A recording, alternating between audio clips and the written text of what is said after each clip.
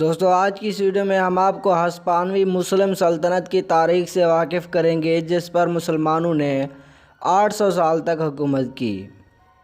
براعظم یورپ کے جنوب مغربی کنارے پر موجود جزیرہ نما آئیبیریا، جو آج کل اسپین اور پرتگال نامی دو ممالک پر مشتمل ہے، مسلمانوں نے اس پر تقریباً 800 برس تک حکومت کی۔ اسلامی تاریخ میں اس ملک کو اندلس بھی کہتے ہیں۔ اندلس جو کبھی اپنی وسعت میں پھیلتا ہوا موجودہ اسپین اور پرتگال کے ساتھ ساتھ فرانس کے جنوبی علاقوں اربونا، بربینیان، کرکشونا اور تولوشا وغیرہ تک جا پہنچا تھا۔ ولید بن عبد الملک کے دور خلافت میں موسیٰ بن نصیر کو شمالی افریقہ کی گورنری سونپی گئی۔ اس دور میں اسپین کی سیاسی و معاشی حالت انتہائی ابتر تھی۔ عیش پرست گاتھ حکمرانوں نے غریب رعایا کا جینا مشکل کر رکھا تھا۔ عیش و عشرت کے دلدادہ بدمست امراء اور پادریوں نے عوام کو ٹیکسوں کے بوجھ تلے دبا رکھا تھا۔ یہودیوں کی حالت تو سب سے بری تھی، انہیں کوئی سکھ کا سانس نہیں لینے دیا جاتا تھا۔ ظلم و بربریت کے اس نظام سے تنگ آ کر بڑی تعداد میں لوگوں نے ہجرت کی سوچی اور وہاں سے فرار ہو کر موسیٰ بن نصیر کے زیر انتظام شمالی افریقہ میں پناہ لینا شروع کر دی، جہاں اسلامی نظام حکومت کے باعث لوگ پرامن زندگی بسر کر رہے تھے۔ جب معاملہ حد سے بڑھا اور مہاجرین بڑی تعداد میں سمندر پار کر کے افریقہ آنے لگے تو موسیٰ بن نصیر نے اسپین کی مظلوم رعایا کو بدمست حکمرانوں کے چنگل سے آزاد کروانے کا منصوبہ بنایا۔ اسپین پر حملے سے پہلے دشمن کی فوجی طاقت کے صحیح اندازے کے لیے موسیٰ نے اپنے ایک قابل غلام طریف کی کمان میں جولائی 710 عیسوی میں 100 سواروں اور 400 پیادوں کا دستہ روانہ کیا، جس نے اسپین کے جنوبی ساحل پر پڑاؤ کیا، جسے آج تک اس کی یاد میں طریفہ کہا جاتا ہے۔ آس پاس کے علاقوں پر کامیاب یلغار کے بعد طریف نے موسیٰ بن نصیر کو اطلاع دی کہ فضا سازگار ہے، اگر حملہ کیا جائے تو جلد ہی عوام کو ظالم حکمرانوں کے پنجہ تسلط سے نجات دلائی جا سکتی ہے۔ موسیٰ بن نصیر نے اگلے ہی سال 711 عیسوی بمطابق 92 ہجری معروف جرنیل طارق بن زیاد کو 7000 فوج کے ساتھ اسپین پر لشکر کشی کے لیے روانہ کیا۔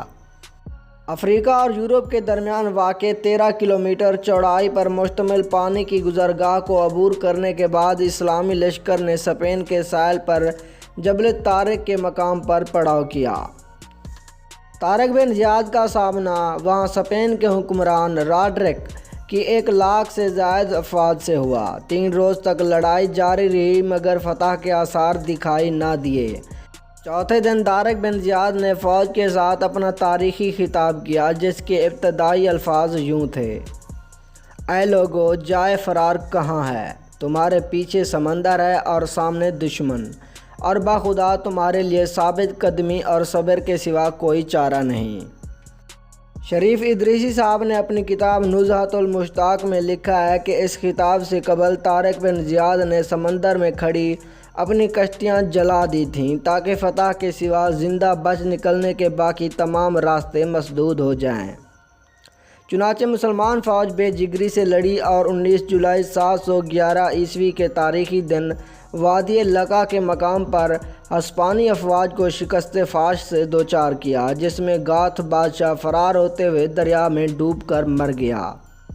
اس بڑے مارکے کے بعد جہاں عالم اسلام خصوصاً افریقہ میں مسرت کی لہر دوڑ گئی، وہاں اسپین کی عوام نے یوم نجات منایا۔ اس کے بعد اکتوبر 711 میں اسلامی اندلس کا نامور شہر قرطبہ مغیث رومی کے ہاتھوں فتح ہوا اور دوسرے شہر بھی یکے بعد دیگرے تیزی سے فتح ہوتے چلے گئے۔ بعد ازاں جون 712 میں موسیٰ بن نصیر نے خود 18,000 فوج لے کر اندلس کی طرف پیش قدمی کی اور اشبیلیہ اور ماریدا کو فتح کیا۔ دونوں اسلامی لشکر تیتلا کے مقام پر آن ملے، جو پہلے ہی کسی مزاحمت کے بغیر فتح ہو چکا تھا۔ اسلامی لشکر جن شہروں کو فتح کرتا، وہاں کے مفلوق الحال مقامی باشندے خصوصاً یہودی مسلمانوں کا بھرپور ساتھ دیتے۔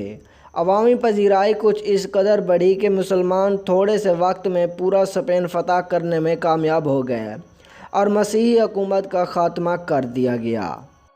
طارق بن زیاد کی فتوحات میں سے آخری فتح خلیج بسکونیا پر واقع شہر خیخون کی تھی، جس کے بعد فتوحات کا سلسلہ روک کر ملکی انتظام و انصرام کی طرف توجہ دی گئی۔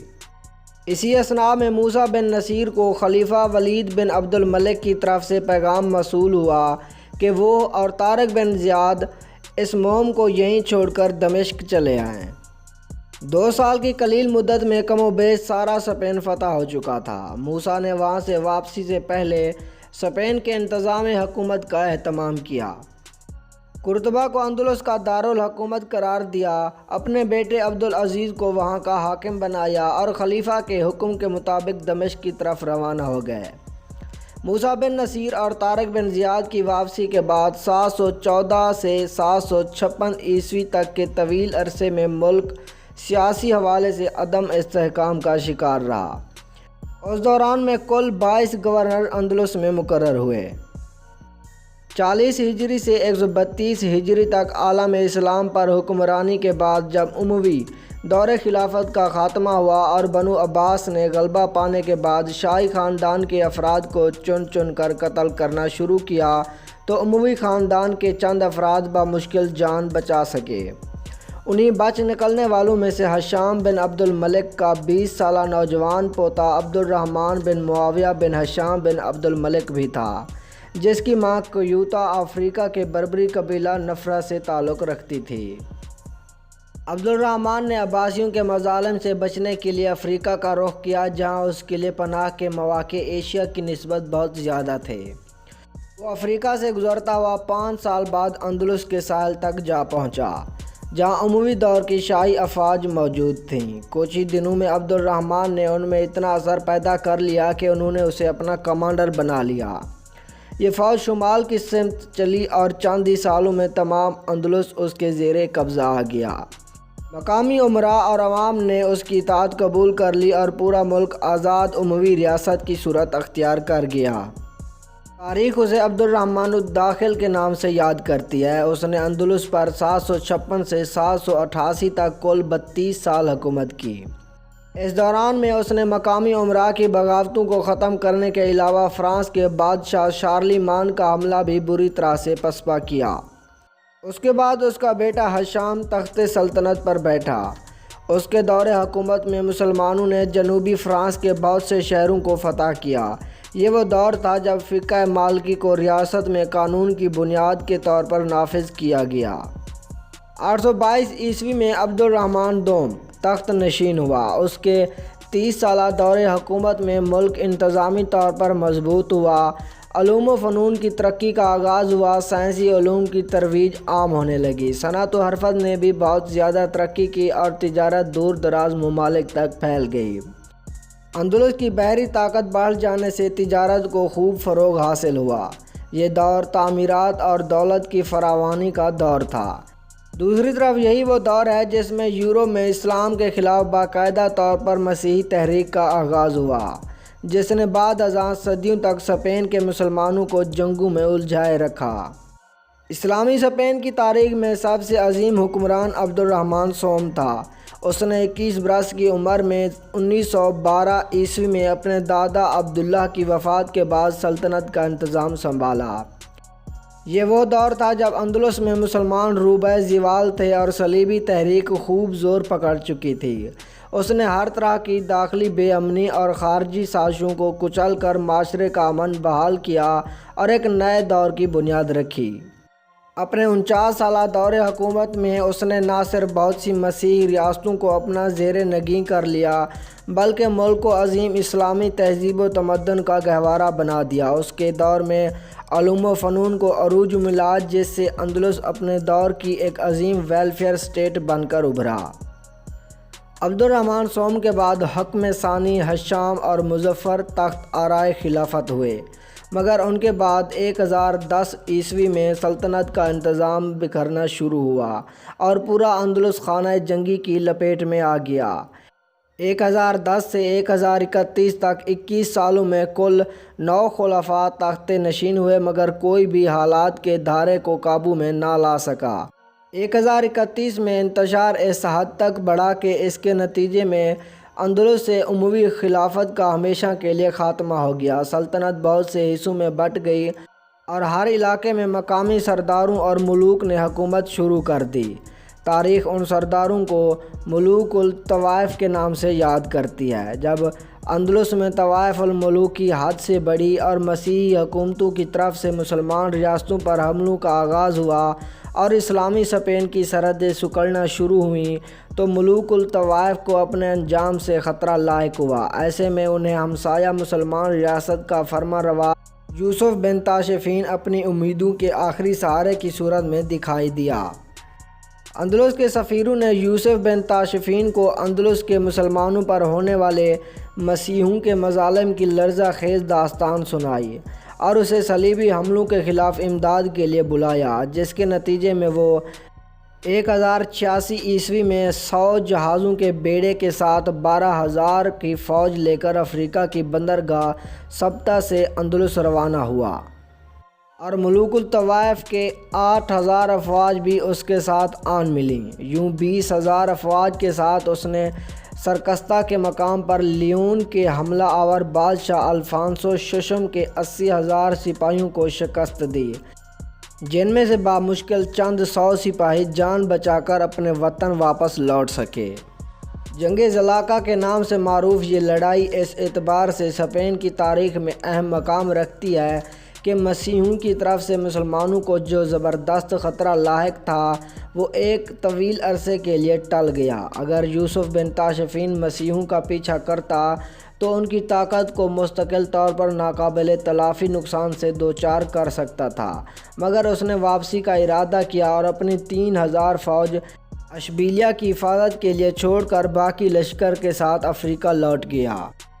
یوسف بن تاشفین تو الفانسو کو شکست سے دوچار کرنے کے بعد واپس افریقہ چلا گیا، مگر اندلس کے ملوک اس قدر بگڑے ہوئے تھے کہ ان کا اتحاد کسی صورت نہ رہ سکا اور ملک میں پھر سے امن و امان کا مسئلہ اٹھ کھڑا ہوا۔ چنانچہ یوسف بن تاشفین نے چند سال بعد اندلس کے علماء اور عوام الناس کے بھرپور اصرار پر 1091 عیسوی میں اندلس کو اپنی افریقی ریاست کے ساتھ مدغم کر لیا۔ یہیں سے مرابطین کا دور آغاز ہوا۔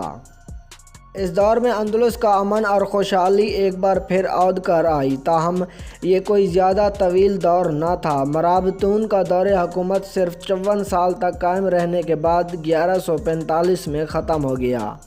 صدیوں پر محیط اندلس کی تاریخ میں اس مختصر دور کو فلاح عامہ کے نقطہ نظر سے انتہائی اچھے الفاظ میں یاد کیا جاتا ہے۔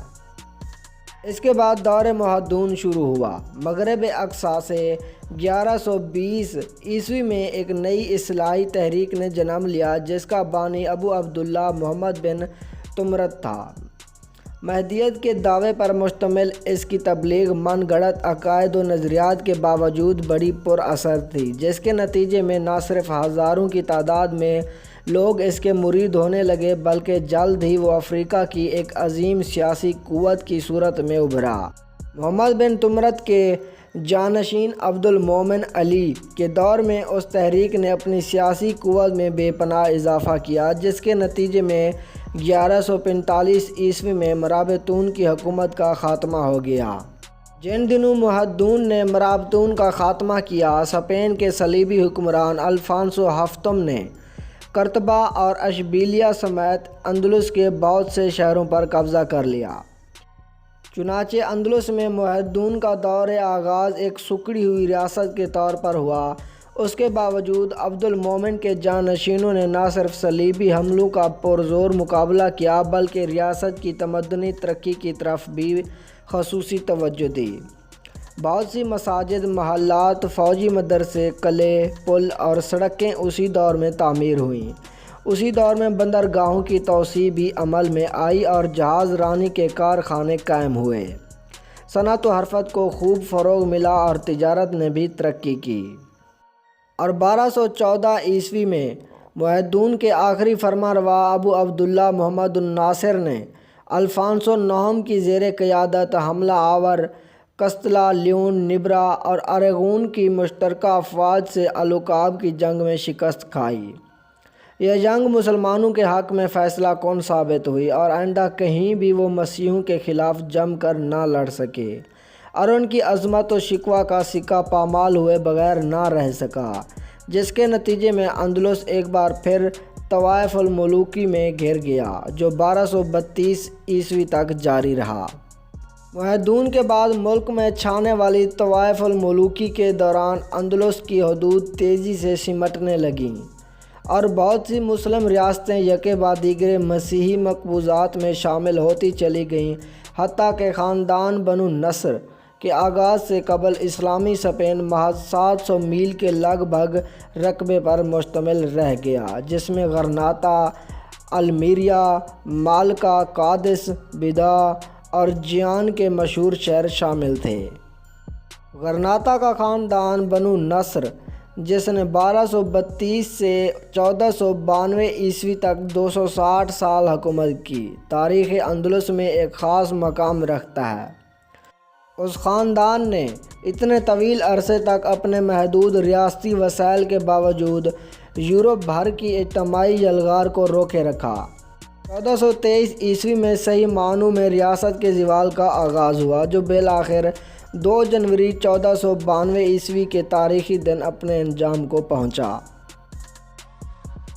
ویڈیو پسند آنے کی صورت میں اسے لائک ضرور کر دیجیے گا۔ ملتے ہیں اگلی ویڈیو میں، تب تک اللہ حافظ۔